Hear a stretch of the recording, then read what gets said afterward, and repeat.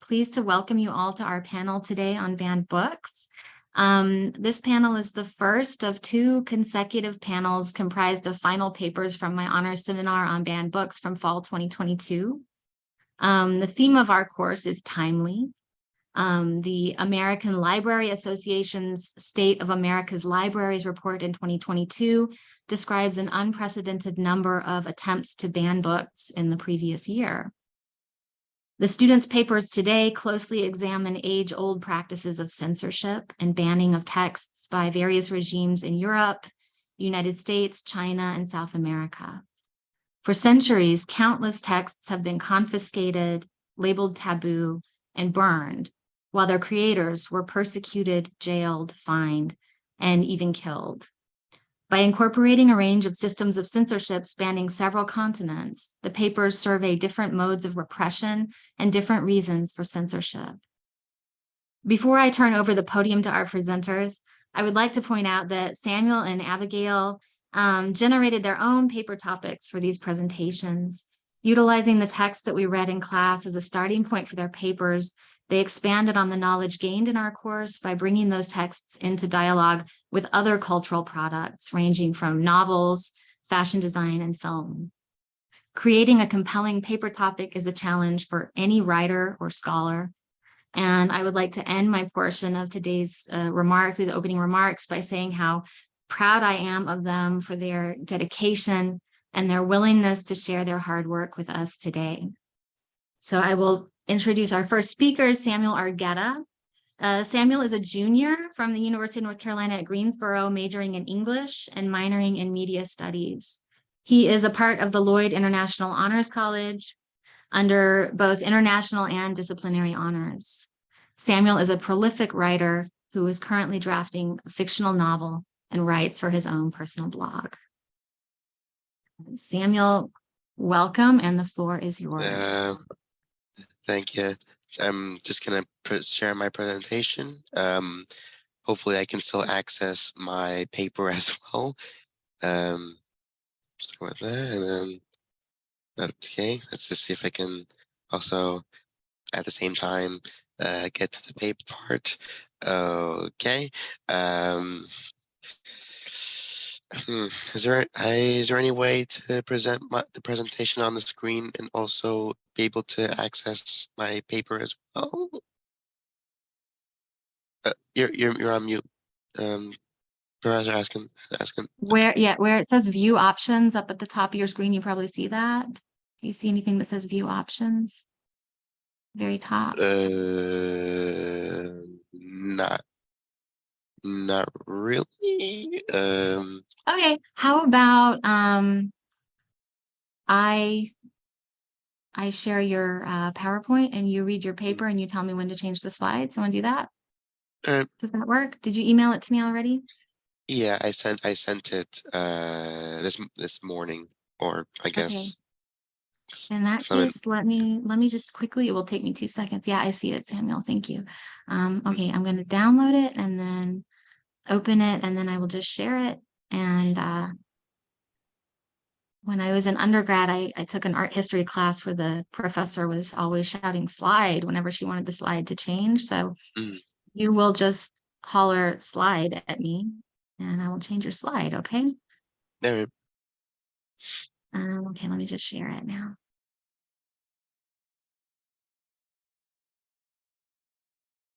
Okie doke. I must say, I am also currently having to the audience, I currently have a cold, so if I suddenly cough mid-sentence, I will probably mute myself, or if I don't get it to on time, I have sympathy for your ears. I will get started. All right. Speaking of which, all right. Governments banning a book for criticisms against it is an unfortunate but unsurprising reason for censorship's existence. By removing the book entirely from the public view, corruption can keep going unnoticed and unresolved. Russia, China, and the United States are well-known examples of places with a plethora of banned books, but El Salvador does have one that was banned for its criticism against the government during the 70s and 80s. This book, One Day of Life, written by Manlio Argueta, depicts human rights violations of the Organización Democrática Nacionalista, or the National Democratic Organization in English, through different characters' perspectives. This essay will explain why the book was banned through a historical lens and analysis of the text, before making a comparison with another author with a similar experience. Slide.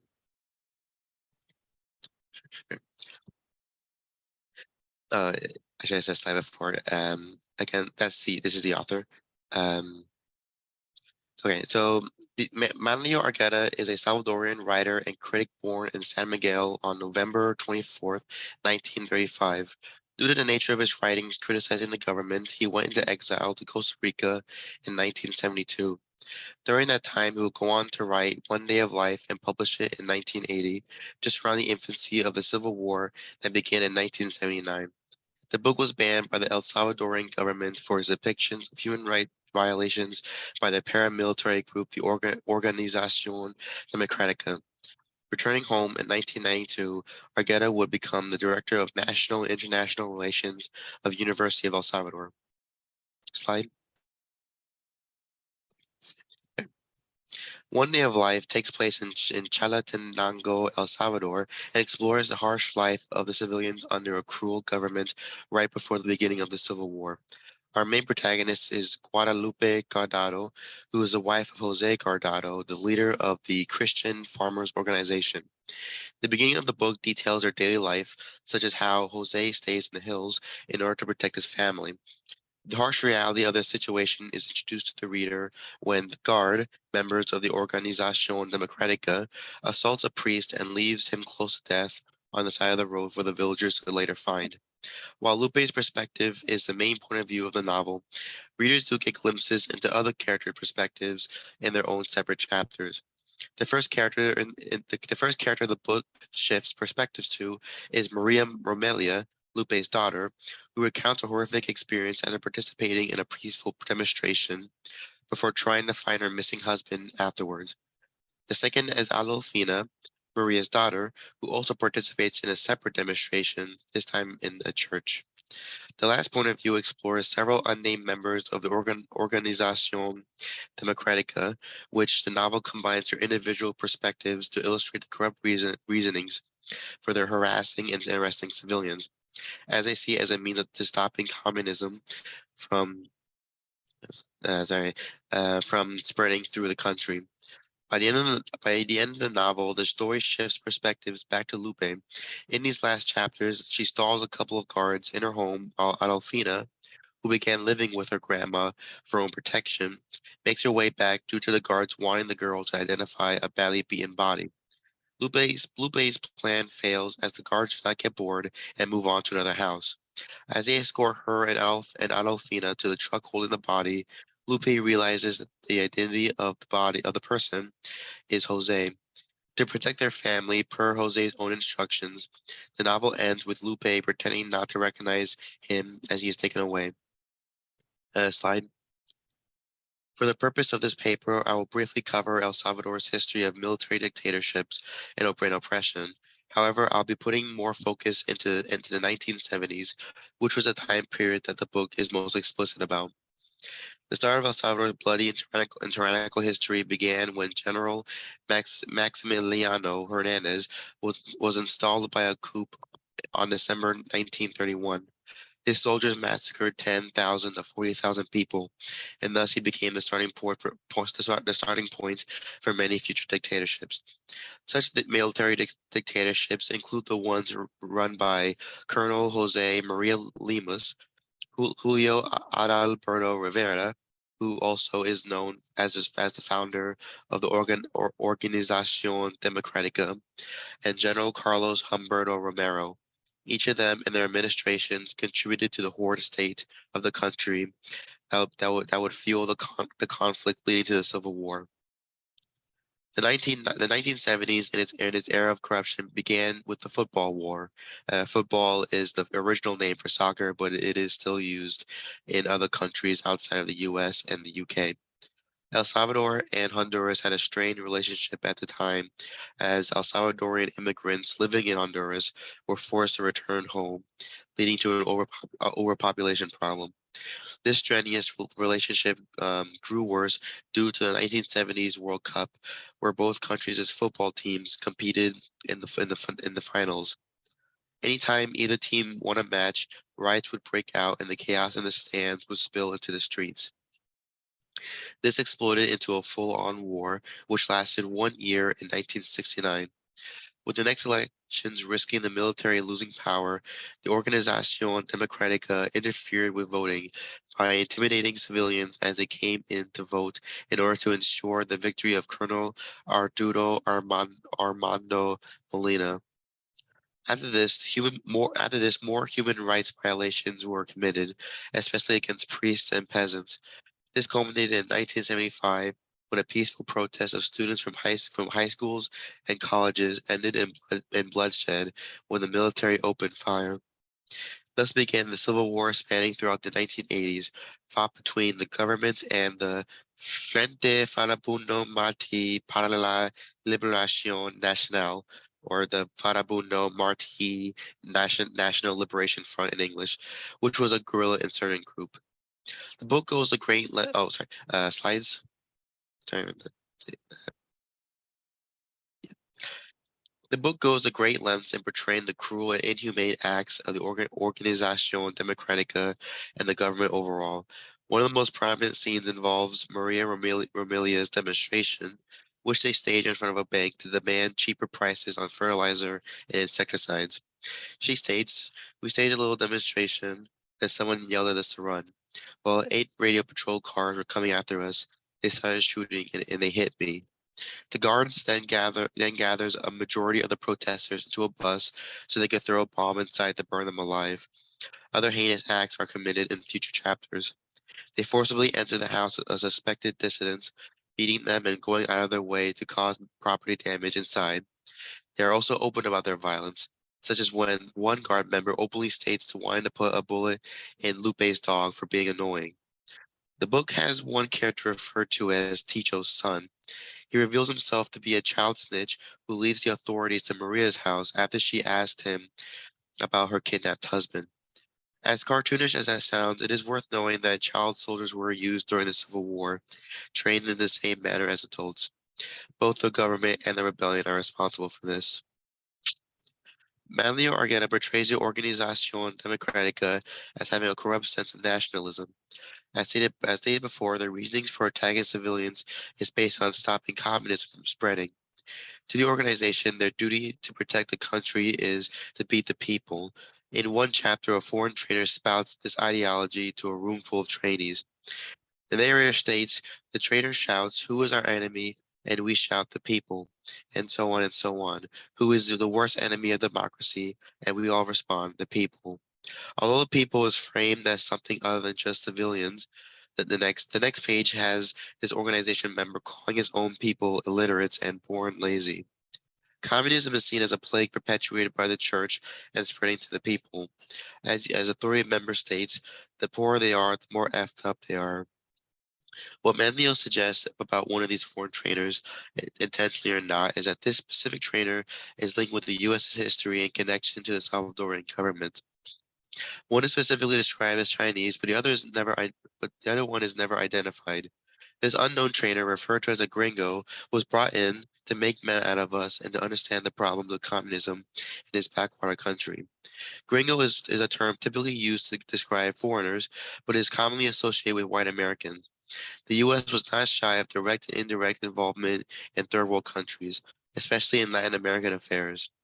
The country put sanctions on El Salvador as a way to stop the football war with Honduras.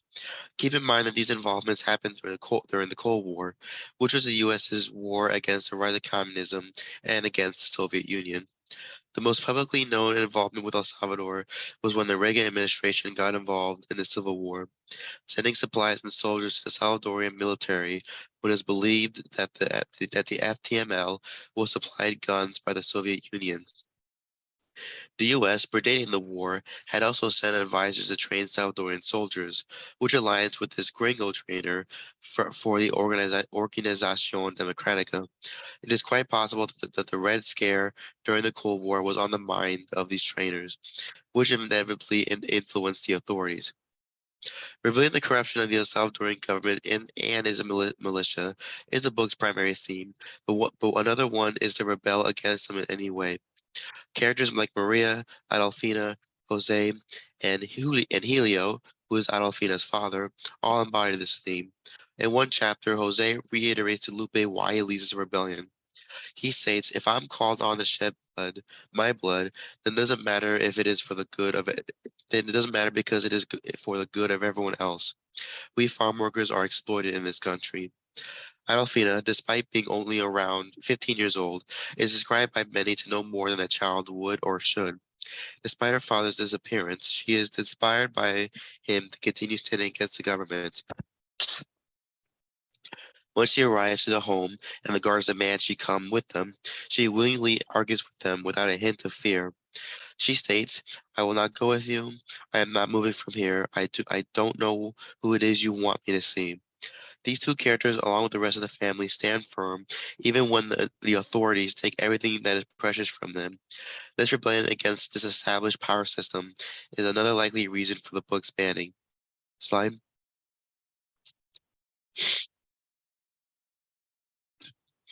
One Day of Life of Ivan Denisovich, written by Alexander Solzhenitsyn, is another censored novel that criticized the government and had a plot revolving around one day.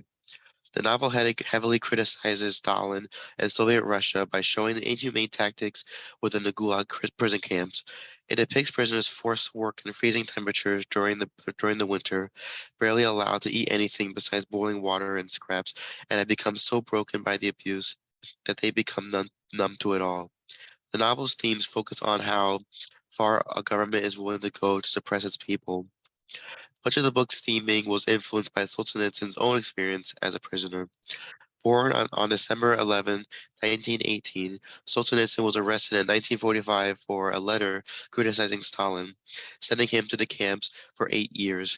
Although he wrote the book during the 50s, it would not be published until the 60s, until the 60s, when a new government took over after Stalin and unrestricted a majority of the previous regime's censorship. Unfortunately, due to its criticism of the system itself and not Stalin solely, the novel and many of his other works were censored, and Solzhenitsyn will be exiled to West Germany in 1974 and later in Vermont in 1976. While Argueta and Solzhenitsyn used novels as a way to expose the corruption of their governments, Solzhenitsyn has a different approach in terms of rebellion and its aftermath. Solzhenitsyn's novel gives no answer to how to confront a tyrannical regime, instead focusing on the depiction of their cruel methods of suppression. Ivan and the rest of the prisoners do not care about leaving because they have been degraded to the point of only caring for simple survival. There is no possible way for them to have a rebellion within a prison when the guards, the prison system, and the cold of the winter itself are against them. When one of the prisoners is nowhere to be found during their roll call, believing he escaped, the rest of the prisoners became furious at him for keeping them out in the cold. At the end of Ivan's day, after the hell he had endured, the only thing he seemingly cares about is being thankful for the luck he had throughout. As the book states, he had a lot of luck today. Yeah, they hadn't put him in the cooler, and he finagled an extra bowl of mush at noon. Whereas Argueta's novel informs readers of the harsh reality Salvadorians faced and encourages them to stand firm against corruption. The point of Solzhenitsyn's novel is not to find a way to solve the issue, but to just reveal what he and other prisoners went through under Stalin's tyranny. Slide. To understand the story of One Day of Life and its censorship means to understand El Salvador's history of corruption and war, a cycle of military dictatorships that led to human rights violations and the Civil War. The depiction of the Organización Democratic Nationale is tied to the country's strenuous relationship with the United States as well, which had gotten involved in Central American affairs due to the Red Scare and the Cold War. This and its theme of rebellion is the primary reasoning for its banning. For the purpose of readers to easily identify with the book more, I compared One Day of Life with the popular book One Day in the Life of Ivan Denisovich, which both depict the corruption of the government within a time frame of a day from writers who were exiled for those reasons. And, and that's the end. Okay, thank you. Thank you so much, Samuel. I'm gonna stop the screen share, and our next presenter is Abigail Stubblefield. Abigail, I'm gonna go ahead and open up your presentation if that works, so that you can also read yours. I can do it myself. I have my paper Okay. pulled up on another Perfect. device. Okay, sounds good. Can I introduce you really quickly? Yeah. Okay, wonderful. Okay, so thank you so much, Samuel. Our second presenter is Abigail Stubblefield. Abigail is a first-year Lloyd International Honors student at UNC Greensboro and is majoring in biology. Welcome, Abigail.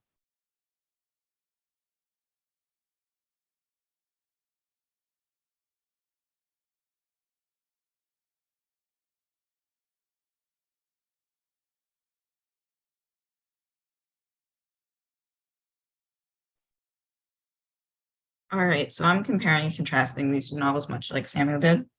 So it may be unfair what happens in a few days. Sometimes even a single day can change the course of a whole lifetime. Highlight Hosseini. A single day can be methodical, logical, and predictable, or it can be discordant, illogical, and unpredictable. A single day can shape one's world for better or for worse. A single day became the catalyst for two unrelated but similar novels, The Kite Runner and The Satanic Verses. Khaled Hosseini, the author of The Kite Runner, chose to write with a historical perspective rather than delving into fantastical elements like Salman Rushdie did in his own controversial novel, The Satanic Verses. The writing styles of The Kite Runner and The Satanic Verses allow for themes of religion, love and family, immigration, and coping with the split identity to be explored in differing punctual ways that give both texts their own artistic voice. Immigration is one of the few central themes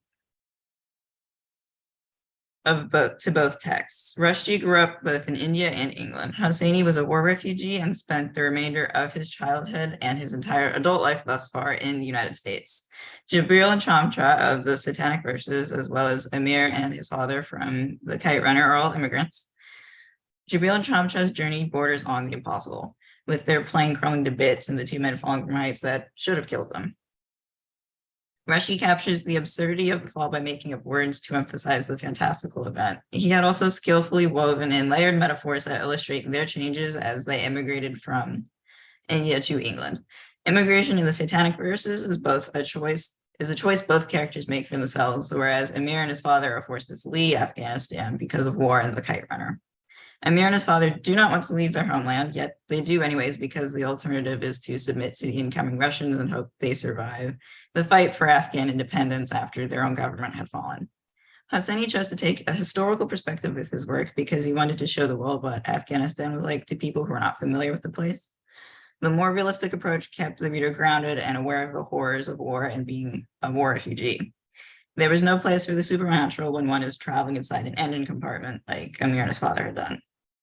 While Rushdie chose to utilize magical realism to illustrate the absurdity of being asked to immigrate and assimilate, Hosseini stuck to keeping his story gritty and flinching in its depiction of human suffering rather than make it feel dreamlike and otherworldly.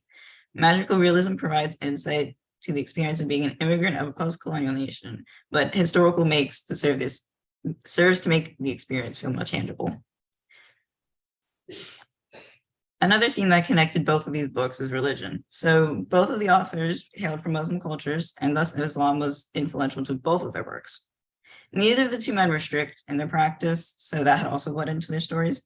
Rushdie's was more critical in his depiction because he's the kind of author who likes to let people chew on the ideas and values they were raised on believing. Hosseini's main characters are more flippant in their beliefs because he was raised in an environment where his fellow Muslims were not strict about worship. Kabul, it's the capital of Afghanistan, had its own customs and Islamic influence, but it was never terribly strict or extreme. Hosseini chose to include details such as these because Afghanistan does get taken over the Taliban, who are extreme in their Islam and use it both as a recruitment tool and a weapon.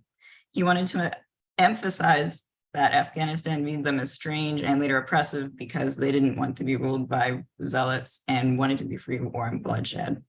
Islam and the Kite Runners portrayed similarly to secularized Christianity in the West. Rushdie, however, takes a more critical stance on Islam when he satirizes the Quran's origin story. That chapter is where the magical realism rears its head again, with the prophetic dream making a comeback along with a loss of sense of temporality. Rushdie chose Jibril to relay the messages to Mahood, a caricature of Muhammad, and describes the last message exchange in terms of the sex scene between the two men. Rushdie was more intentional about being shocking, and magical realism with its absurdity and sense of timelessness added to that shock factor, while strengthening the argument for Rushdie critiquing Islam by making the religion seem absurd. And as immigrants, both authors are in a position to dissect their cultures both because of their experiences as immigrants. So this is heading back to some more struggles with being an immigrant and splitting your identity. So both Jibril and Chamcha are both testaments to the ongoing struggles of keeping one's culture and assimilating to the majority culture. Amir and his father wound up in Fremont, California, where they found a thriving Afghan community, which allowed them to preserve their own cultural heritage while still being a part of American culture. Jibril, however, is a character who chooses to return to India, and at the beginning of the novel sang a song about being multicultural while his plane was falling. He does stay in England for a time, but he does not change himself to make him more palatable to the English, whereas his counterpart Chamcha does. He was an actor on a children's show, and the prosthetics would literally turn his features into that of an alien. And that particular scene goes to demonstrate the length to which an immigrant would try to fit into their new society, even if it was detrimental to themselves. Chamcha's transformation represents those who assimilate and want nothing to do with their birth culture. For him, this is a chance to separate himself from his father, and in his mind, make himself his own kind of person, even though getting rid of his culture was a massive part of what made him a full person. Amir's father, Amir, and Jibril are all testaments to being multicultural in the sense that they all have aspects of their own culture that they keep. Jibril does not go through any lengths to change what he looks like or change his name to make it more pronounceable to the Englishman. And Amir and his father found their own thriving Afghan community, so they still get to have moments where they're very collectivistic. His father opens up a kebab restaurant, and they have days where they go through town and are shopping because it's like a bazaar, like it would be back at home. Rushdie keeps his depiction of India realistic because the irrational magic is being saved for the dream sequences, which makes them that much more engaging, and because he wanted to make sure the depiction of his homeland was grounded and realistic. The realism that both authors use ensure that their homelands and the characters' views of them were discussed in their full glory and their full disarray. One last point to the immigration. It's caused a split identity. So this is all about whether they were assimilating or not. Rushdie, he was intentional with capturing the fullest picture of an immigrant as he could, given that he had a lived experience with that, which also meant including those who chose to abandon themselves in the process. Rushdie inserted some comparisons of Chamcha to the devil to emphasize the way one has to destroy themselves to seem acceptable to a majority culture that will continue to scorn them. Conversely, Jibril did not see a reason to become English, as he was comfortable with his Indian heritage in the same way Amir and his father kept their own Afghan traditions, and they were here in the United States. Amir did become Americanized because he had moved here when he was young, but he kept his birth name, his traditions, and a lot of habits that would have been more indicative of him being Afghan rather than fully assimilating to American culture. Amir is an attempt. Let's see, both perspectives are part of the experience of being an immigrant, and given that with Rushdie in his novel, he wanted to have a discussion about what it means to be a migrant. That cannot be done without representing both those who would resist assimilation as well as those who would embrace it. Both Rushdie and Hosseini were again realistic about how the immigration experience can form and tamper with one's identity. Rushdie chose to represent two sides of the experience because as he was growing up, India was in the process of decolonizing. And Hosseini chose to focus more on the individual, Hosseini chose to focus more on a story where one individual is able to reconcile their birth culture with their new culture like he had done. The portrayal of immigration in both novels gives insight to the construction of an immigrant's identity without criticizing the process. And while immigration and split identities are both important, crucial themes to the works, love and family are both paramount to the overall development of the plots because those themes drive the characters to make their decisions. For Hosseini, love is a major factor in his plots, while Rushdie utilized love as a force of power in its own right. Both Jamcha and Amir have issues with their fathers. Amir envied that his father cared more about his servant's son than he seemed to care about Amir, just as Jamcha's father was mean and kind of abusive towards him, and thus that began the loss of the faith in the fathers. Both of the boys' issues with their fathers drive their character development. Jamcha transforms into the devil, whereas Amir learns to stand up to himself when he was usually the one to cower. Love is evident in everything the main characters do, whether it's romantic or familial. It consumes Jabril as if it were a supernatural power of its own.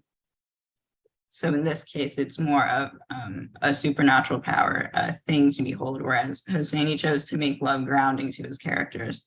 It is what they have to rely on when the going gets tough. Love is not just the rock, but also the catalyst for Hosseini because it's what drives Amir to save his nephew from terrorists. Love is the glue that holds the kite runner together, and love would leave the satanic verses hollow without its presence. Love is also something that drove the authors to write. Literature speaks to the human need to tell stories. Art, a medium of which creative writing is a part, gives a podium for one to stand on and exemplify their experiences, ideas, and thoughts. This is accomplished through a writing style as unique as an individual's handwriting. Writing style is something that gives a novel its unique artistic identity. An author's writing styles influence their experiences. Rushdie's writing style reflects both the absurdity of splitting oneself between two cultures while still maintaining the ability to dissect both cultures because of living inside of both. Hosseini is a war refugee, and his writing reflects the violence and the need to preserve a culture's history before it was soaked in unwanted bloody battles that would ultimately tear his birth nation apart. His style is a love letter to his true home, and that is felt with the air of familiarity he lends to Afghan culture in The Kite Runner.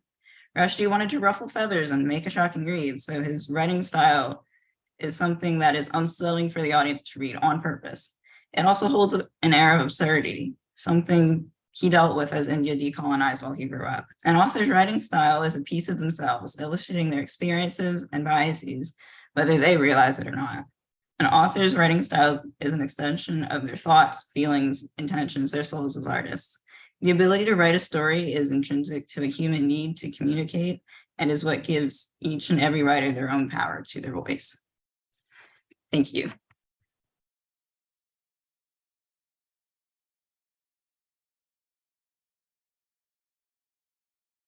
Okay, thank you so much, Abigail. It's wonderful. Our next presenter is Jasmine Harris. Jasmine, I'm going to introduce you, but I first wanted to ask, would you like to share your screen and read your paper, or do you want me to share your screen, to share your presentation? And then you read? How would you like to do that? I can do both.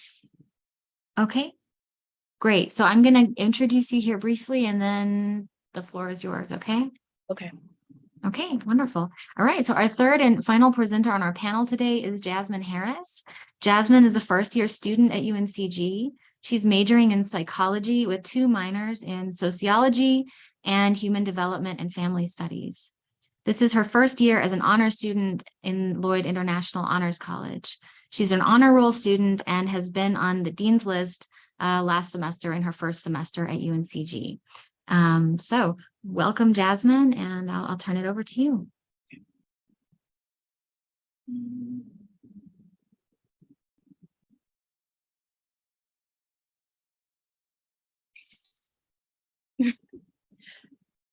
Seems that it doesn't want me to share.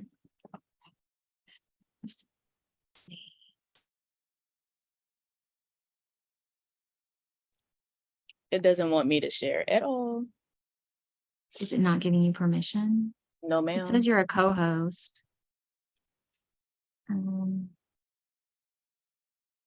Let me Becca, try do you to speak? send it to you. Okay. Yeah, go ahead and send it to me. That's fine.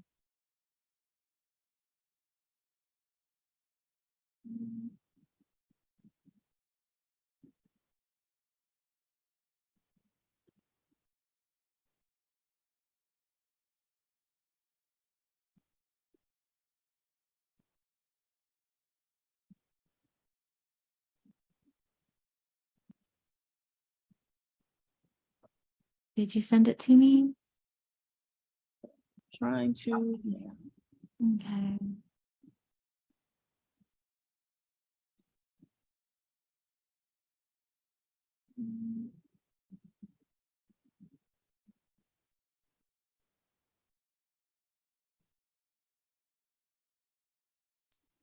Oh, okay. I see. All right, give me 1 second. I'm just gonna share my screen with everyone.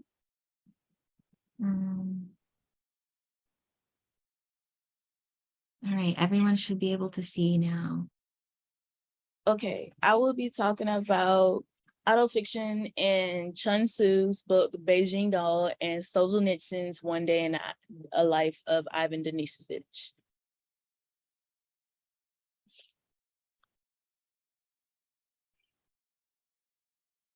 In Chun Tzu's Beijing Doll, it was based on a girl's sexual awakening while she had a tough life in China, of youth in China.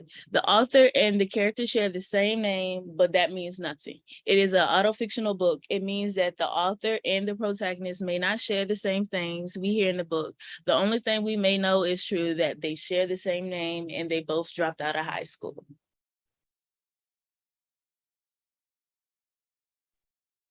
Tell me when you want me to advance the slide. Okay, Jasmine? Okay. Yes, ma'am. You can go. And the One Day of Ivan Denisovich, it was based on a cruel life as a gulag prison, in a gulag prison. One day for them seems like multiple days because they work from dusk to dawn. They are fed like their lives do not matter. Ivan Denisovich is the protagonist in this story, but this story may be about the life of Alexander Solzhenitsyn, but we do not know whether it's true or not. You may go, proceed. What is autofiction? Autofiction was first used in 1977 by Serge Dubrowski when he described his book Fields. He felt we should read autofiction like we read fictional books, not how we read autobiographies. Autobiography, he wrote, was a privilege reserved for important people in the world. At the end of their lives, to be written in a refined style, while fiction of events and facts are strictly real, was his definition of autofiction and the adventure of the language defined by his style. Autofiction is a mix between a memoir, an autobiography, and fictional text. In an autofictional text, the narrator emphasizes the I to describe the protagonist. Autofiction also focuses on the fact in fiction that depicts in the author's life to broadcast the events in the novel. The fact of the novel would be factual elements that actually occurred to the author, but the fictional elements makes us engage in the story, which often leaves us on edge wanting to read more and more. You may proceed. More about autofiction between the books. Autofiction is a depiction of both an autobiography and fiction. It is heavily based on the author and the protagonist. They often use a real name throughout the book. The book is based on something that is actually happened to the narrator, but it also contains exaggerated senses of advocate things to make the story come to life. Autofiction allows the author to write about sensitive and personal experiences that may allow the author to open up in a more impersonal way rather than write an autobiography about it. They are capable of exaggerating what actually happened and even include fictional things to broaden the aspects of the book. The sense of autofiction in both books are used in different ways. We often have to use context clues to figure out the space between the fictional character and the author. We are seeing Solzhenitsyn as Ivan, the fictional character, but there are some fictional devices inside the book to make it a little easier to read and understand. But for Sue, I feel that you have to figure it out yourself what may be true amongst the fictional part and the true part. But we do know she is a high school dropout in both her actual life and her fictional life. So therefore, each novel displays different levels of individuality as a autofictional book. That is it for my presentation. I will now be reading my paper.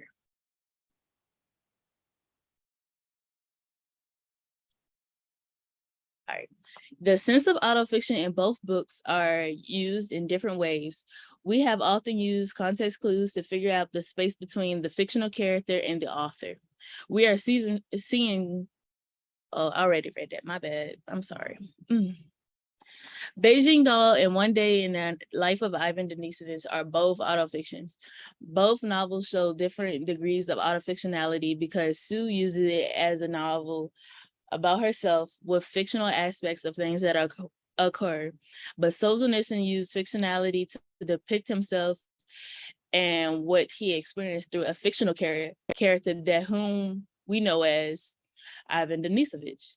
Also, some of the events that he may have experienced were fictional as well, but most of it did happen to him. Solzhenitsyn did not use his real name because he didn't want his friends to know the novel was about him. He used the name Ivan Denisovich to depict the events that he experienced in his lifetime, which is the fictional aspect of the autofiction novel.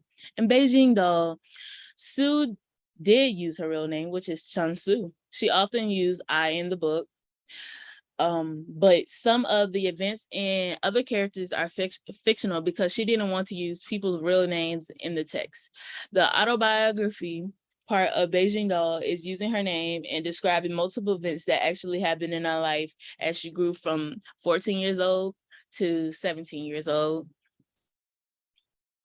And One Day in the Life of Ivan Denisovich, the protagonist is Ivan, whom we also know as Shukov in the novel. Even though we may think at first that the narrator in the novel is Ivan, we eventually realize that most of the novel is told in third-person point of view. Shukov is the fictional character, but the novel is about many people who experience being in the gulag, including Solzhenitsyn. The fictional part of this book is Ivan and or Shukov because he wasn't a real person, but we often thought he was because how he was portrayed and how he was narrated in the novel. We see him as the narrator because he often refers himself in the first point of view. We are also reading the novel through Ivan's life and what he thinks and feels. But this text also contains autobiography elements because it's about Solzhenitsyn's life and what he experienced as he was in the gulag systems. The autofiction of One Day in Our Life of Ivan Denisovich shaped this whole novel. The biggest part of this novel that makes it a autofiction is the chronologically, because Solzhenitsyn wrote about a whole day as a prisoner in the gulag. But as a reader of this novel, all the elements that happened made us feel like everything was happening in a course of multiple days. We as readers often see in the text that Solzhenitsyn uses I a lot in the novel, but it isn't Solzhenitsyn speaking. It is our narrator, Shukov.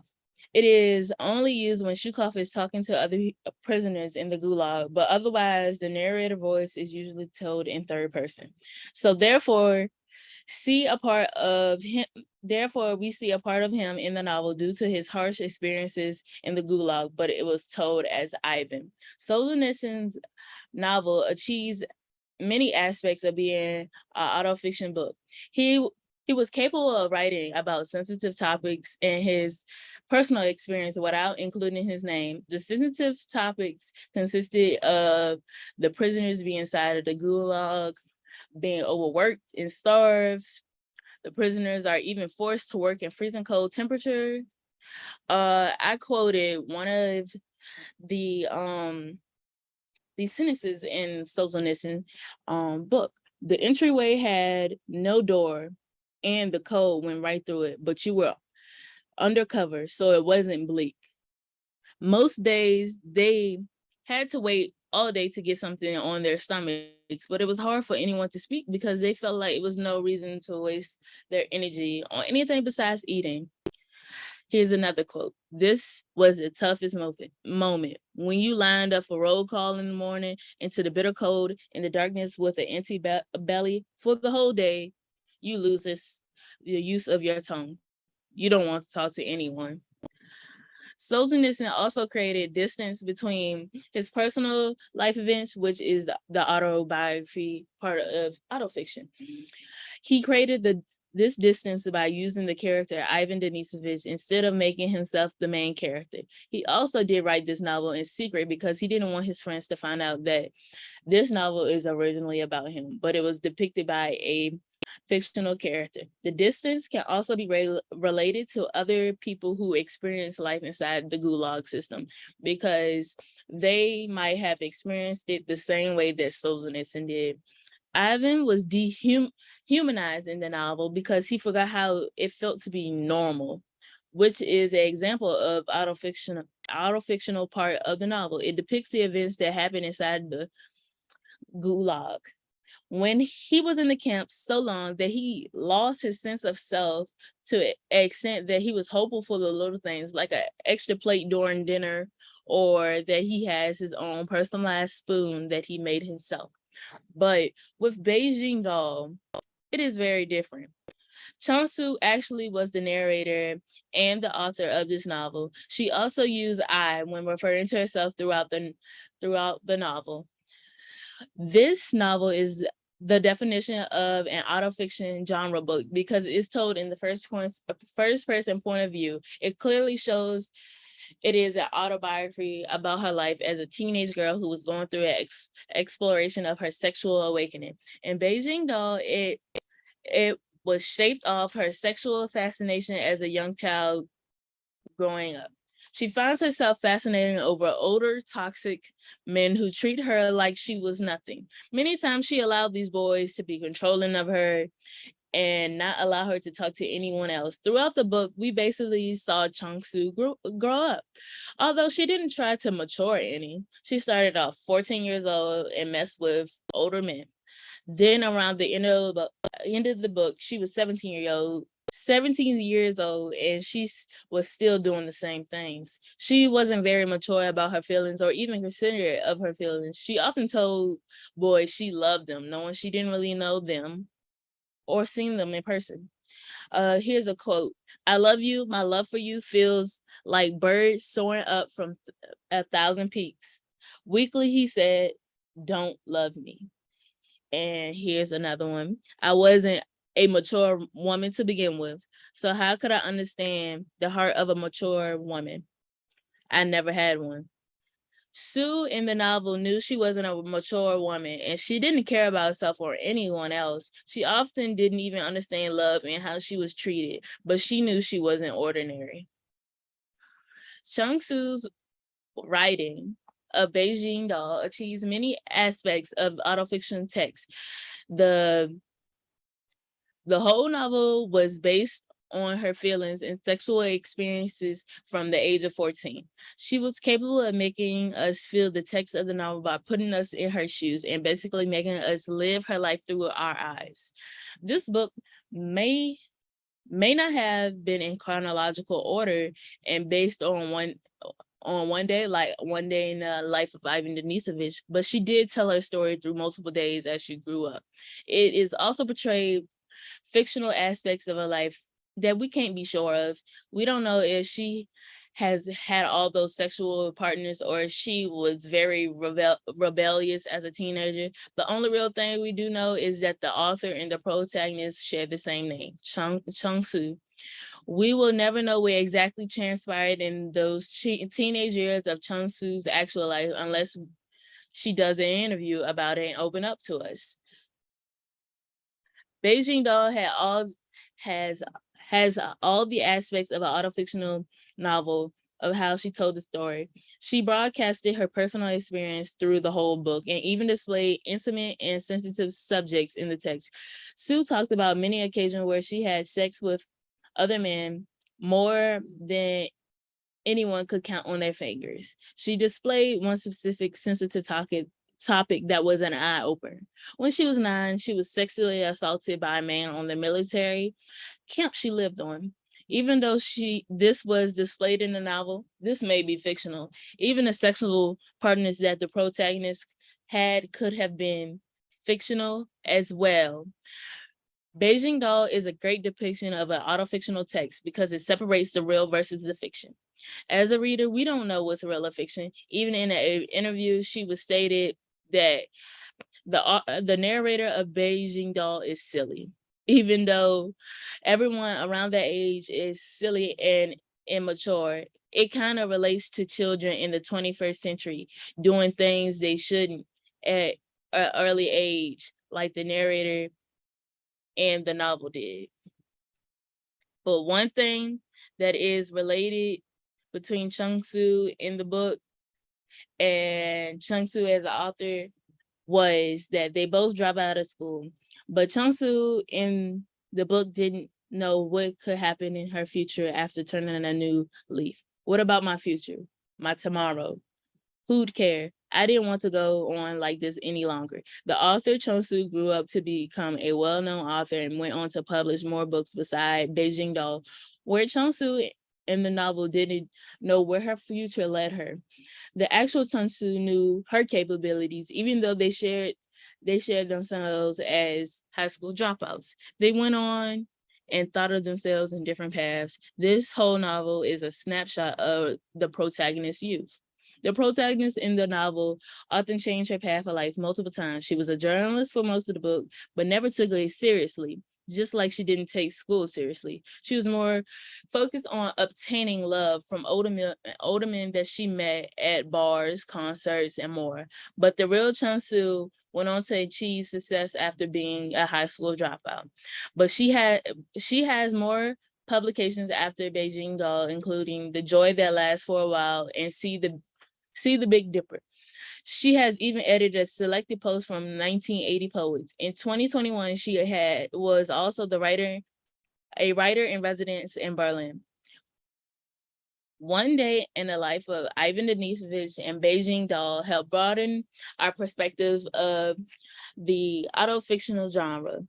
Many of us never heard of it, and others believe autofiction isn't a genre.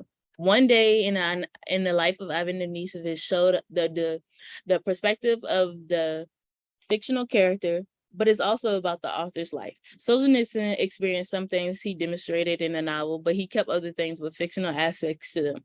Beijing Doll, on the other hand, used the author's name to talk about the protagonist, but use fictional events and actions to her ability. Autofiction is two types of genres put together to make a book or novel more eventful and even more insightful.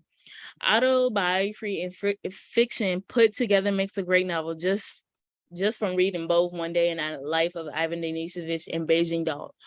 Both novels grabbed my attention from the words to the events that occurred in it. At first, I was not able to see both the autobiographical nor the fictional side of this text. But now that I have learned about the autofictional genre, I am able to depict events and characters in the novel that seem both of these genres in them. I am done. Awesome. Thank you, Jasmine. So it looks like Dr. Axon had to go out and to the 10 o'clock session with the other half of our class because they're all doing it in person. So if anybody has questions for us, y'all are welcome to go ahead and ask us. You can either drop it in the chat or you can just go ahead and unmute yourself. If you're dropping in the chat, I can go ahead and read it. But that was a fantastic job, both of you guys. I didn't even realize that we could compare those two texts, Jasmine. Like, Yeah, mind blown. I didn't think about it until Dr. Atkins had said something about it when we wrote the paper. So it was really good. yeah. So if anybody has any questions, feel free to go ahead and ask. If not, I can go ahead and end this meeting and make sure we have the recording. Sure, we could all say why we chose the books we did. Does anybody want to start, or should I go ahead because I already am unmuted? Go ahead. Okay, so I chose these two books because as I was thinking about writing this paper, I was enjoying reading the Satanic Verses, the chunks we did in class, because that book was super long, so we didn't read all of it. But I was sitting there thinking about some things, and all of a sudden I realized, oh, this reminds me of another book I read, The Kite Runner. And I enjoyed reading that. So it was just really comparing and contrasting two things I had enjoyed reading. I love Khaled Hosseini's work, and I want to go back and finish the verses. Okay, for me, both of those books were my favorite books that we read in the banned books class. For Beijing Doll, it felt like I was reading a teenage life like that's happening right now. And for One Day in a Life of Ivan Denisovich, it was like drawing to you, like you never knew that something like that could happen, and it just blew my mind.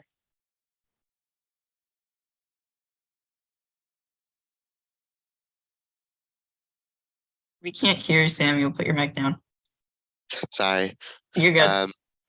Thank you.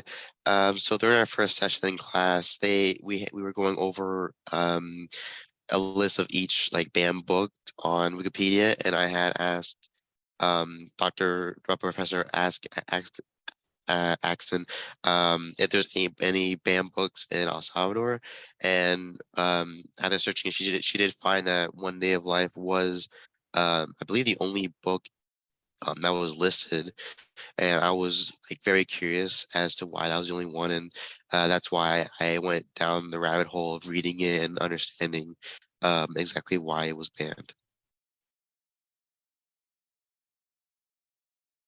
All right, those are all fantastic answers, and I'm glad y'all shared why you chose those books since we were all in class together. I was kind of curious to see what other people were doing.